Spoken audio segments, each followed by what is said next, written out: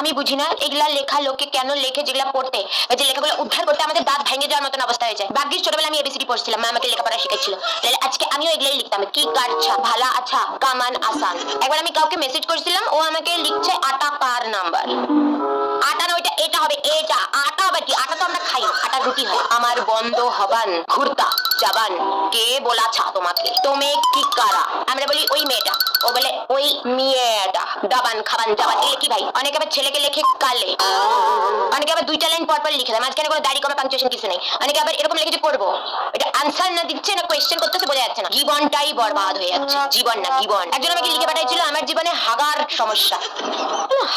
পরে বললাম হাজার সমস্যা, হাজার, এটা হাগা না হাজার সমস্যা হবে। আমি তোমার পাশায় আছি, তুমি একদম ভাববা যে আমি কি বলতেছি, না না ওটা হবে আমি তোমার পাশে আছি, পাশায় আছি। আরো কিছু পাবলিক আছে যারা অতিরিক্ত শর্টকাটে লেখে, রাইট না R8, সাথে না 7E, আচ্ছা না A66A।